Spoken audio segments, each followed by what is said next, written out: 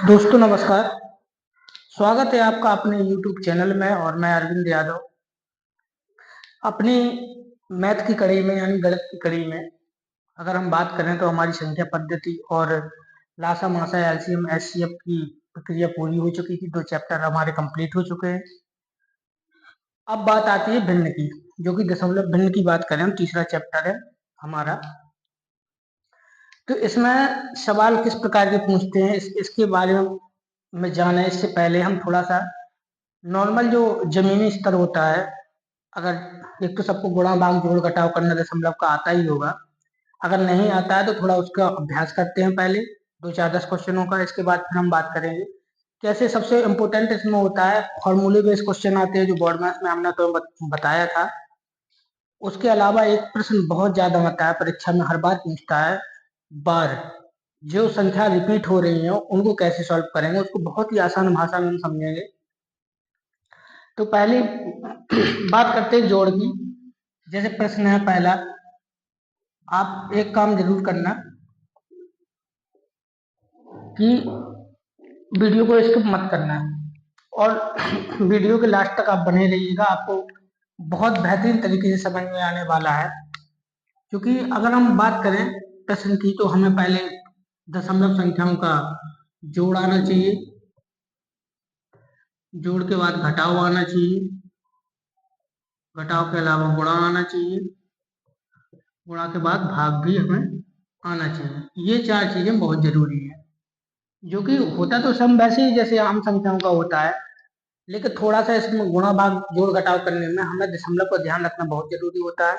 2 4 उदाहरण देखते हैं। जैसे हमें प्रश्न मिल गया कि 4.643 प्लस 5.42 प्लस 3.1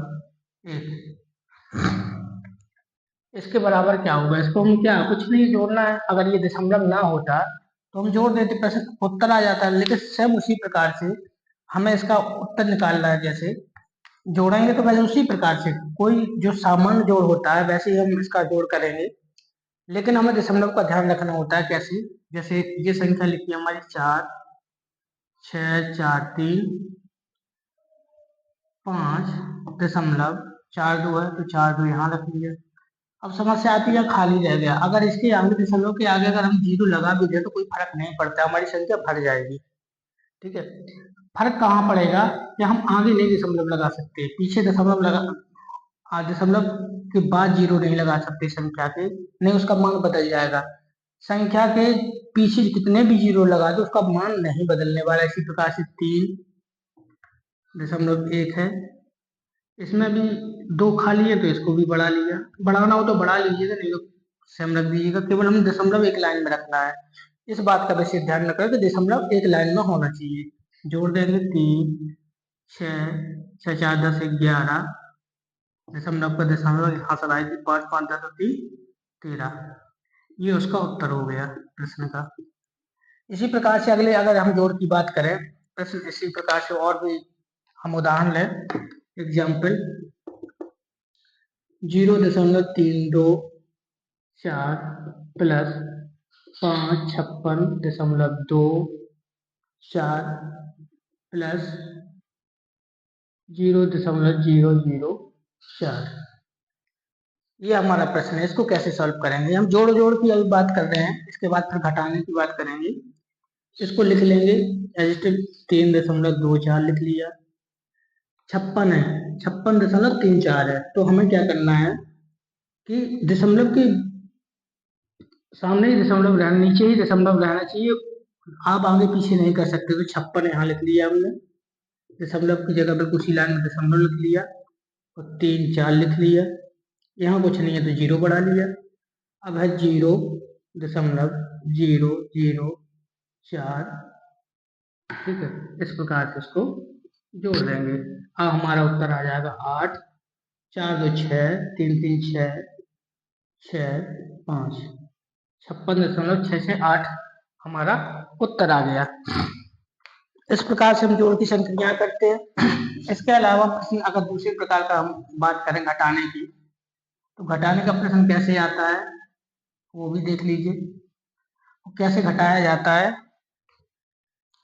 प्रश्न दिया है कुछ भी मान लें संख्या 864.20 माइनस 462.05, ठीक है, माइनस 0.246।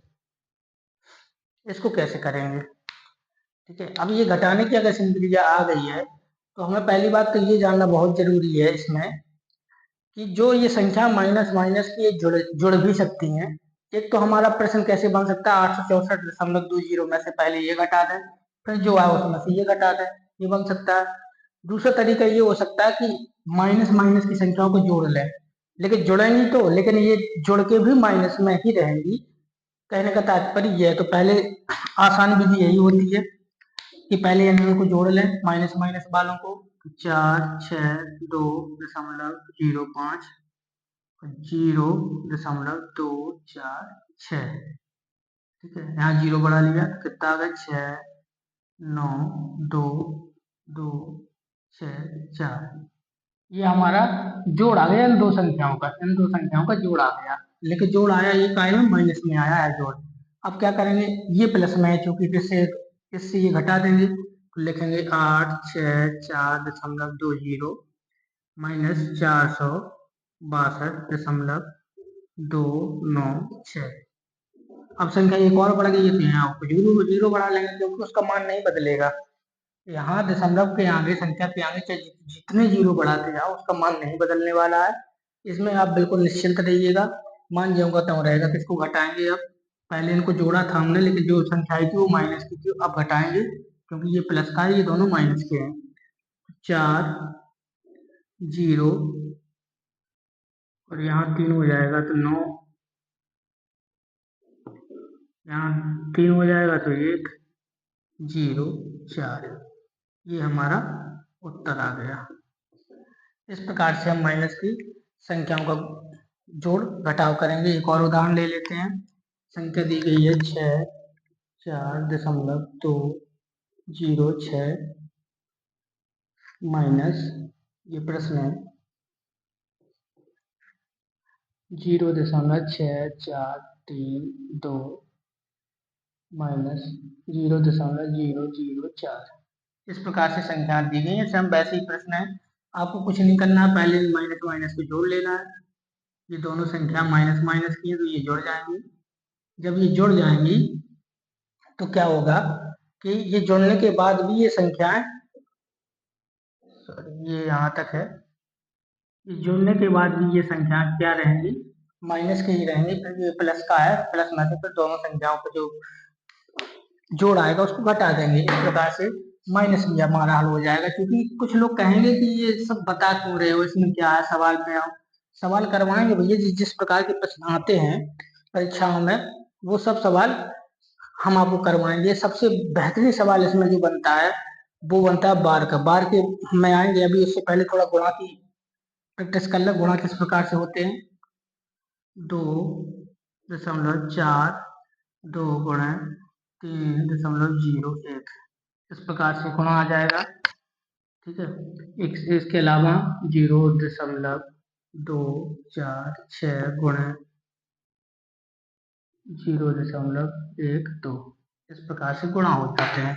अब गुणा में हम कर क्या सकते हैं, गुणा तो जैसे करना होता है वैसे ही करेंगे। हमें दशमलव को अभी भूल जाना है, गुणा करने से पहले दशमलव को भूल जाना। जब उसका हमारा आंसर आएगा, गुणा जितना गुणा जाएगा उसमें फिर हमें दशमलव गिनना पड़ेगा, कितने अंक बाद दशमलव है। तो पहले तो गुणा कर लेंगे तो 242 आ गया, और ये 0 0 0 आ गया, 3 दूनी 6 आ गया, 3 को 12 आ गया, 3 दूनी 6 7 आ गया।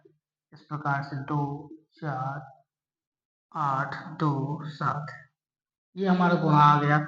अब इसमें सबसे बड़ी बात क्या होती है, क्या कर सकते हैं कि हमें, अब ये तो संख्या आ गई है, इसमें अभी दशमलव नहीं है, दशमलव को हमें जोड़ना पड़ेगा, कितने अंक बाद दशमलव टोटल हो रहा है। देखना, दशमलव 1 2 अंक यहाँ है, इसके बाद दशमलव 2 अंक यहाँ है, यानी 4 अंक बाद, 2 ये अंक 2 ये अंक, यानी 4 अंक बाद दशमलव है। तो हम यहाँ से गिनना शुरू करेंगे, 1 2 3 4, यहाँ लगा देंगे 4 अंक बाद दशमलव टोटल में लगा दिया हमने, यही हमारा उत्तर हो गया। इसी प्रकार से अगर अगले प्रश्न की बात करें, जैसे ये है, तो 2 छक 12, 2 चौको 8, 9, 2 दूनी 4, ठीक है। जीरो का कोई मतलब ही नहीं है, अगर रख भी देंगे तो कोई मतलब नहीं है, गुणा का चिन्ह लगा लिया हमने। 6, 4, 2, इस प्रकार से जीरो का कोई मतलब नहीं, क्या करेंगे, जीरो का बढ़ जाएगा, 2, 9 6 15, 4 4 8 9, 2, ठीक है। ये आ गया हमारा इसका गुणा चिन्ह। लेकिन गुणा जाया अभी हमें दशमलव नहीं लगाया, दशमलव गिन लेते कितने अंक बाद है, 2 अंक बाद तो यही है, 3 अंक बाद की है, कि कितना होगा टोटल 5 अंक बाद, तो हमारे पास है कितने अंक 4, तो हम क्या करेंगे 5 बना लेंगे, ठीक है। इसके बाद दशमलव लगा देंगे 5 अंक बाद। लेकिन अभी ये संख्या अधूरी है, इसको क्या करेंगे, अच्छे मतलब एक अच्छे स्टूडेंट की या अच्छे टीचर की निशानी होती है कि दशमलव अकेला नहीं रहता, उसके आगे जीरो रहते हैं, ठीक है, तब ये शोभा बनता है इसकी। ये मान लीजिए किस प्रकार से हमें हल करना है, गुणा हो गया हमारा, जोड़ हो गया, घटाव हो गया, अब करते हैं भाग की बात। भाग की अगर बात करें हम,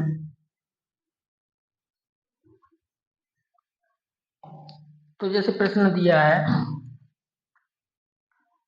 3.1.2 बटे 0.02, इस प्रकार से संख्या दी है, ठीक है।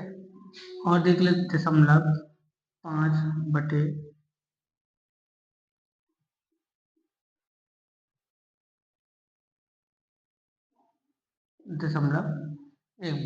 12, ठीक है। इस प्रकार से संख्या दी है, तो हम क्या कर सकते हैं, हमें करना होगा इनके दशमलव पहले हटाना है, पहले दशमलव हटा लें, यहाँ 2 अंक बाद है, यहाँ 1 अंक बाद है, तो भैया जब बराबर करनी है तो यहाँ हम इनको तो हटा देंगे, दशमलव दशमलव दोनों हटा दिए हमने, लेकिन यहाँ 2 अंक बाद है, यहाँ 1 अंक बाद है, तो यहाँ एक जीरो बढ़ जाएगा, तब ये बराबर का मामला बनेगा, तो क्या हो जाएगा 120 बटे 2।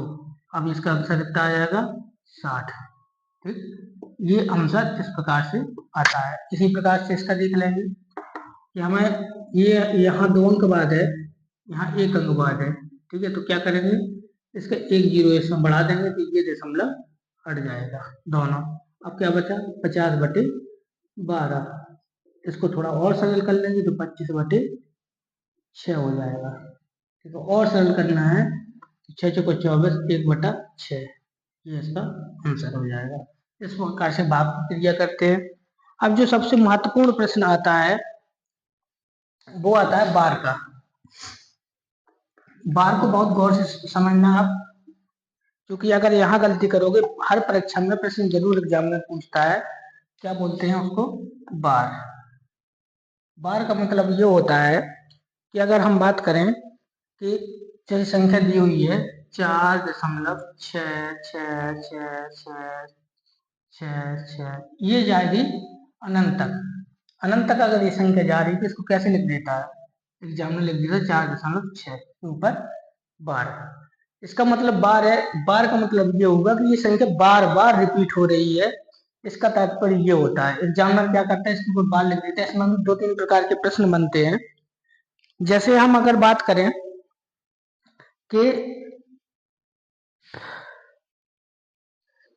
कैसे इसको हम समझेंगे, एक संख्या दी हुई है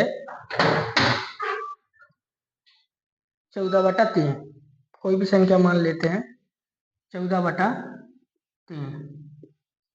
ठीक है। इस संख्या 3 का भाग 14 में आप दोगे तो ये कभी क्या विभाजित होगी, करके देख लेते हैं। मेरे हिसाब से तो नहीं होनी चाहिए। 3 का भाग देंगे 14 में तो क्या आएगा, 3 चौको 12 आ जाएगा,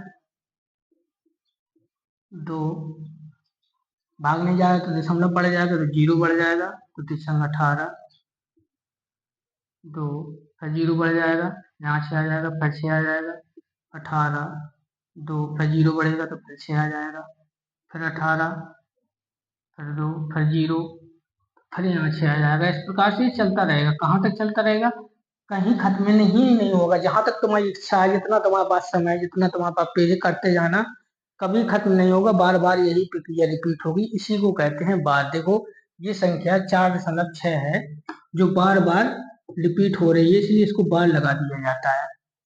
अब प्रश्न ये नहीं आता है कि 14/3 को आप कैसे हल करोगे। प्रश्न ये आता है कि ये संख्या लिखी हुई है, इसको सरल कैसे करोगे। अगर सरल करने की बात आई, 4 के ऊपर 4.6 और 6 के ऊपर उसने लिख दिया बार, तो उस संख्या को सॉल्व कैसे करोगे। तो पहले तो मैं तरीका बताऊंगा आपको कि बार वाले प्रश्न सॉल्व कर किए कैसे जाते हैं। ये जो हमारा 4.6 का जो मान आया था, इससे निकल के आया था 14/3 से, 14/3 से आया था। इसका मतलब 14/3 का मतलब ये है कि 4.3 का भाग जब 14 में देंगे तो 4.666 करके अनंत तक जाएगा। लेकिन प्रश्न ये पूछता है कि 14/3 अगर हमारे पास संख्या है तो ये नहीं पूछेगा कि 4.6 कैसे बना, ये पूछेगा कि 4.6 अगर हमारे पास संख्या है तो इसको सरल कैसे करेंगे, इसको सरल करो। ठीक है, इस प्रकार से प्रश्न पूछता है। अब इसी संख्या को अगर सरल करेंगे तो हमारे पास ये संख्या आनी चाहिए। देखते हैं, तो पहले तो इसका मेथड जान लेते हैं, मेथड क्या होता है। अगर मेथड की बात करें, फिर इसके बाद मैं ट्रिक बताऊंगा कि कैसे की जाती है। मेथड जो होता है, इसको x के बराबर मान लेते हैं। जैसे मेरे सब साथी ये जानते ही होंगे जो मैथ्स में थोड़ा बहुत जानकारी रखते हैं कि x के बराबर 4.6 मान लिया हमने। ठीक है, अब यहाँ 6 रिपीट बनता रहेगा, कोई दिक्कत नहीं, ये बार हो गया। x के बराबर मान लिया। अब क्या करेंगे, अब इसके बात करेंगे दोनों पक्षों में, दोनों, क्योंकि दो पक्ष हो गए, एक ये पक्ष हो गया एक पक्ष, दोनों पक्षों में जितने अंक बाद दशमलव है, ठीक है, जितने बार के बाद दशमलव है उतने ही जीरो का गुणा करेंगे। यानी एक बार के बाद दशमलव है, ये इसमें दोनों पक्षों में 10 का गुणा होगा। 10 का गुणा करने पर, अब जब 10 का गुणा करेंगे तो ये भैया 10x हो जाएगा,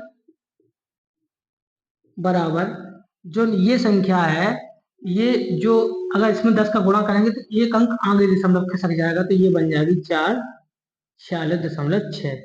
इस प्रकार से ये संख्या बन जाएगी, इसके ऊपर फिर बार लग जाएगा, इस प्रकार बनेगी।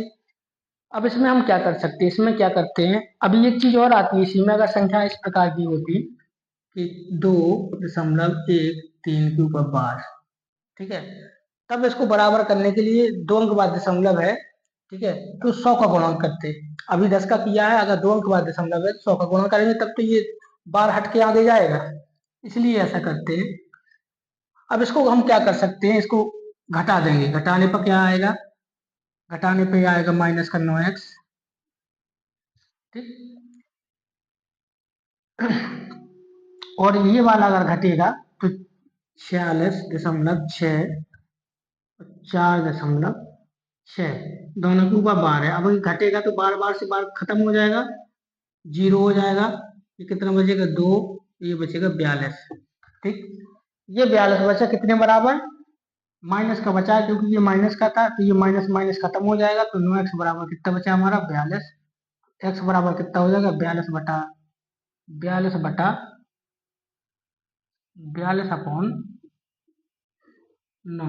अब इसको थोड़ा काट लेंगे। इसका मतलब भी वही होता है, अगर इसका 9 का भाग 42 में देंगे तो यही संख्या रिपीट होगी बार बार। लेकिन इसको थोड़ा अपने हिसाब से सरल करने के लिए छोटी संख्या में 3 से इसको काट लेंगे, तो 14×3 = 42, तो क्या हो गया, 14/3। इस प्रकार से ये तो हो गया हमारा मेथड। x के बराबर मान लेते हैं, दोनों पक्षों में जितने अंक बाद दशमलव है उतने जीरो का गुणा कर देंगे। गुणा करेंगे तो ये दशमलव जो यहाँ था ये खिसक जाएगा आगे, आगे जाएगा तो ये संख्या दशमलव हटके ये संख्या बार एक को आगे ले जाएगी, और ये जो बचेगा ये तो होता है मेथड। देखना, इसी के बराबर अगर हमने सरल करूँ तो वही संख्या आई ना, ये संख्या हमें लानी थी, वही संख्या आ गई। इसका मतलब हमारा तरीका सही है। इसके अलावा जो ट्रिक होती है, इसकी ट्रिक में कुछ नहीं होता है, थोड़ा सा जब अभ्यास करेंगे तो अपने आप ये चीजें आ जाएंगी। ट्रिक क्या होती है, ट्रिक होती है चूंकि कि जैसे संख्या दी है 4.6 के ऊपर बार, तो क्या करेंगे, कुछ नहीं करना है हमें, दशमलव को भूल जाना, बार को भूल जाना। हम क्या करेंगे, इसको एज इट इज लिख लेंगे, जैसा ये लिखा है वैसे लिख लेंगे। हमने लिख लिया। अब क्या करेंगे, जो बार के बाद दशमलव से पहले संख्या है उसको घटा देंगे। 4 को घटा दिया, दशमलव बार के बाद जो संख्या है वो 4 है, 4 को हमने घटा दिया। ये चूंकि हमें अंश बटे हर के रूप में लिखना है, तो ये अभी अंश की बात चल रही है। जो संख्या दी हुई है, बार दिया हो दशमलव दिया, हमें कोई मतलब नहीं है, पूरी संख्या लिख ली नहीं, हमने लिख ली 46, क्योंकि 46 दिख रही है हमें। अगर इसको हटा दें, बार को हटा दें तो 46 दिख रही है, हमने 46 लिख ली। इसके बाद जो बार और दशमलव के बाद जो संख्या बचती है उसको घटा देना है 46 से, तो हमने घटा दिया। ये बन गया हमारा अंश। अब हर की बात करें, हर की बात अगर हम करेंगे तो जितने अंक के ऊपर बार है उतने 9 लिख देंगे। तो यहाँ तो भैया एक ही अंक के ऊपर बार है तो एक 9 आ जाएगा नीचे। अगर यहाँ संख्या एक आध और होती जिसके ऊपर बार ना होता तो क्या होता, फिर यहाँ 0 आ जाता। अगर दोनों संख्याओं के ऊपर बार होता तो यहाँ 99 हो जाता। इस प्रकार से ये ट्रिक होती है जो बहुत ही कारगर, थोड़े से समय में कुछ ही सेकंडों में सवाल को हल कर देती है। इस प्रकार से इसको हटा देंगे हम। हमारे पास एक संख्या 4.6 और हमारा पहले पूरी संख्या, फिर जो दशमलव के बाद संख्या उसको घटा दिया, और जितने अंक के ऊपर बार है उतने 9 लिख दिए। तो एक अंक के ऊपर बार है, 9 लिख दिए। अगर 2 अंक के ऊपर होते तो एक 9 और बढ़ जाता, 3 अंक के ऊपर होता तो एक 9 और बढ़ जाता। इस प्रकार से संख्या बढ़ती जाती। अगर यहाँ संख्या बगैर बार की भी होती, जैसे 4.16, अगर एक यहाँ है इसके ऊपर बार नहीं है लेकिन दशमलव के बाद है, तो उतने ही 0 यहाँ इसके 9 के आगे बढ़ जाते, वो उसको सॉल्व कर देते। इस प्रकार से अगर हम बात करेंगे तो अब 46 में से 4 गई तो कितना बचा, 42/9। इसको और सरल कर लेंगे तो 14/3। ये तरीका होता है ट्रिक का। आई होप आपको समझ में आई होंगी चीजें। ये प्रश्न बहुत बार रिपीट होता है, बार वाला प्रश्न हमेशा एग्जामिनर पूछता है। और जो प्रश्न आएंगे अपनी प्रश्नावली में, जो परीक्षा में पूछे जाते हैं, उनका अभ्यास भी हम दशमलव संख्याओं के अंतर्गत करेंगे। इसके अलावा इसमें कुछ सूत्र भी बहुत मायने रखते हैं, उनकी बात कर लेते हैं। उनको सिद्ध करके भी देखेंगे थोड़े से समय में, ज्यादा समय नहीं लगेगा, आपको भी समझ में आएंगी चीजें। पहला सूत्र है, मैंने संख्या पद्धति में भी लिखवाया था शायद, मुझे याद है, ए स्क्वायर माइनस बी स्क्वायर के बराबर क्या होता है। के बराबर होता है एक बार दोनों का जोड़ और एक बार दोनों का घटाव। इस प्रकार से इसका सूत्र होता है। लेकिन अब इसको कैसे मान लें कि ये सही है। अगर हमारे पास संख्या दी है, इसको सिद्ध करते हैं। संख्या दी हुई है 5 का स्क्वायर माइनस 3 का स्क्वायर, ठीक है। अगर ये संख्या हमारे पास दी है तो इसको सॉल्व कैसे करेंगे। अगर इसके अकॉर्डिंग करें और इसको स्क्वायर तोड़ के करें तो उत्तर कितना आएगा। अगर इसके अकॉर्डिंग करते हैं तो ए हमारा 5 है और बी हमारा 3 है, तो ए प्लस बी करना है तो 5 + 3 हो गया। बीच में कोई चिन्ह नहीं है तो अब ए माइनस बी करना है तो 5 - 3 हो गया। इस प्रकार से बना। अब ये बनेगा, ये 5 और 3 8 हो जाएगा। कोई चिन्ह नहीं है तो यहाँ गुणा होता है तो गुणा हो जाएगा। 5 में से 3 गई तो 2 बराबर आ गया 16। ठीक है, 16 आंसर आ गया हमारा। अब करते हैं हम इसी संख्या का 5 का स्क्वायर माइनस 2 का स्क्वायर। इसी संख्या का हम अगर स्क्वायर तोड़ के करें तो कैसे, उत्तर इतना ही आना चाहिए। हम सिद्ध करने मतलब कर रहे हैं तो 5 का स्क्वायर कितना होता है 25, 2 का स्क्वायर कितना होता है माइनस का माइनस 4, ठीक है, नहीं सॉरी 3 है। 3 का स्क्वायर कितना होता है 9, कितना बचा 16, ठीक है। कोई समस्या। इसका मतलब अब ये छोटी संख्या तो हमने स्क्वायर तोड़ के कर लिया। अगर बड़ी बड़ी संख्या आ जाती तो क्या करते, बड़ी बड़ी संख्या में यही होता है कि हम देखते हैं कि इसको ए माइनस ए स्क्वायर माइनस बी स्क्वायर के फॉर्मूले में अगर फॉर्मेट में कोई चीज लिखी है तो उसका एक बार जोड़ देंगे दोनों संख्याओं को, एक बार घटा देंगे, एक को ए मान लेंगे एक को बी मान लेंगे। इस प्रकार से प्रश्नों को हल करते हैं। अब दूसरा सूत्र जो बनता है, दूसरा बनता है उसको और देख लीजिए। दूसरा जो बनता है उसको ए क्यूब प्लस बी क्यूब, ये हो गया। तीसरा जो होता है ए क्यूब माइनस बी क्यूब, तो इसमें a प्लस बी बराबर होता है a माइनस बी। मैं ऐसा क्यों लिख रहा हूं? क्योंकि इसमें बहुत कंफ्यूजन होती है। दोनों सूत्रों में एक बार माइनस आएगा, दोनों सूत्रों में एक बार माइनस आएगा, इसलिए मैंने लिख दिया है कि ए प्लस बी, ए क्यूब प्लस बी क्यूब बराबर, अगर ए प्लस बी और आगे जो सूत्र है, अगर इसमें तो माइनस आया नहीं है, ये प्लस बी है, तो हमें आगे एक संख्या में माइनस आएगा। और इसका जो ए क्यूब माइनस बी क्यूब है, इसका माइनस हमें मिल गया है, तो इसका मतलब इसमें जो आगे वाला सूत्र होगा उसमें माइनस नहीं आने वाला। इसका तात्पर्य ये है। तो जो आगे इसका सूत्र बनेगा ए स्क्वायर प्लस बी स्क्वायर, अभी इस बार मैंने कहा था कि एक बार माइनस आएगा, तो माइनस अगर यहाँ नहीं मिला हमें तो आगे मिलेगा, तो ए बी ये होता है। अब माइनस यहाँ मिल गया है, केवल यही फर्क होता है, दोनों में कंफ्यूजन कहाँ होती है। मैंने भी ऐसे ही याद किया है, दोनों में कंफ्यूजन होती है, उसको दूर करने के लिए क्या करेंगे, हमें पता चल गया एक बार आना है माइनस, तो भैया मिल गया, ये माइनस जो पहले मिल गया, तो इसका मतलब जो होगा प्लस ही प्लस होगा, a square plus b square plus a b. इस प्रकार से ये तीन सूत्र होते हैं जो अभी हमारे आगे के सवालों में सॉल्व करने में बहुत ही कारगर सिद्ध होने वाले हैं, और बहुत ही जल्दी जल्दी हम प्रश्नों को सॉल्व कर पाएंगे। इसके अलावा जैसे हम एक बात करें, एक प्रश्न है हमारे पास, प्रश्न थोड़ा सा लंबा सा है, तो मैं उसको लिखूं, इसको लिखा रहने दीजिए। अब होता क्या है, एक प्रश्न है 6.2 गुण है 6.8 प्लस 3.2 गुण है 6.2 बटा 2 गुणे 3.1। ये प्रश्न है। अब ये चीजें हमें प्रश्न दिख रहा है कि ऐसा है, इसमें क्या कर सकते हैं हम? कई हमारे जैसे मुझे भी प्रैक्टिस नहीं थी, जब अभ्यास नहीं था, तो मैं भी देख के इसको दशमलव हटा के काटना पीटना शुरू कर देता। लेकिन समस्या क्या है कि अगर सब चीजें सब संख्याएं गुणा में होती तब तो हम दशमलव हटा के काट पीट सकते थे, लेकिन कुछ संख्याएं, एक टर्म्स ये है इसका और ये अलग है, ये बीच में प्लस का चिन्ह लगा हुआ है, इसको काट पीट नहीं सकते हैं आप। ठीक है, हम क्या देखेंगे कि इसमें कोई चीज हमें ऐसी दिख रही है जो एक जैसी हो, बिल्कुल दिख रही है, 6.2 यहाँ है, 6.2 यहाँ है, तो क्या करेंगे, वो दोनों गुणा में है, तो 6.2 कॉमन ले लेंगे। इसके बाद क्या बचता है, 6.8 प्लस 3.2 बटे 2 गुणा 3.1, इस प्रकार से बन जाएगा। यही प्रश्न है।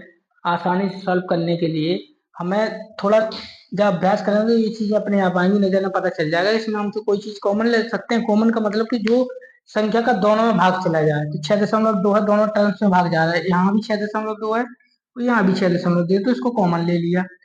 6.8 3.2 को जो को लिख दिया हमने कोष्टक में।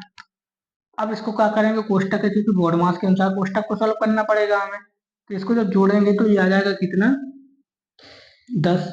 10 के आगे जीरो का कोई मतलब ही नहीं, दशमलव के बाद 10 आ जाएगा, तो कितना हो जाएगा, 6.2 गुणे 10 बटे, अब इसका गुणा कर देंगे तो एक तो दूनी 62 हो जाएगा, एक अंक बाद दशमलव, तो ये हो जाएगा, ये इसे ए कट जाएगा, बराबर चला जाएगा हमारा 10। सवाल थोड़ा सा बड़ा था, लेकिन हमें आसान है उसको कैसे बनाना है ये सोचना। ये चीजें कैलकुलेट हो जाती दिमाग में। कॉमन ले लिया हमने 6.2, 6.8 3.2 कितना होता है, तो 10 होता है, तो 10 का गुणा करेंगे तो ये 62 ही आ जाएगा, और 62 नीचे है, तो जब दोनों संख्याओं की एक अंक बाद दशमलव है तो दोनों समान रूप से काट दी जाएंगी एक दूसरे से, 62 62 कट गए, 6.2 से 6.2, और 10 जो बचा वो हमारा आंसर आ गया। इस प्रकार से हम प्रश्नों को हल करते हैं। और भी हम जो सवाल बन सकते हैं इससे, दशमलव वाली संख्याओं से, उनको आने वाले सेशन में बहुत अच्छे बारीकी से अध्ययन करेंगे और जानेंगे। और मैं सब लोगों से गुजारिश करूंगा, अपने बंधुओं से, मित्रों से, कि मैथ कोई रटने वाली चीज नहीं होती है गलत। आप अभ्यास कीजिए, चीजें आएंगी, आपको लगेगा कि मैथ हमारे लिए बनी है, कोई ज्यादा बड़ा हव्य है नहीं इसमें। तो आप अभ्यास करें। दशमलव भिन्न हमारी चल रही है और जो आगे के सेशन में हम बात करेंगे इसके से संबंधित जो प्रश्न हो सकते हैं, अच्छे-अच्छे प्रश्न आते हैं, जो एसटी परीक्षा में पूछे जाते हैं, उनके बारे में हम अभ्यास करेंगे। आपको भी अनुभव होगा कि आखिर प्रश्न आते कैसे हैं और आप भी अभ्यास कीजिए। इससे संबंधित जो भी आपके पास किताब हो, अभ्यास कीजिए और बढ़िया से पढ़ाई कीजिए मन लगा के। इसी के साथ मैं अपने सेशन को समाप्त करता हूँ। जय हिंद साथियों, जय भारत।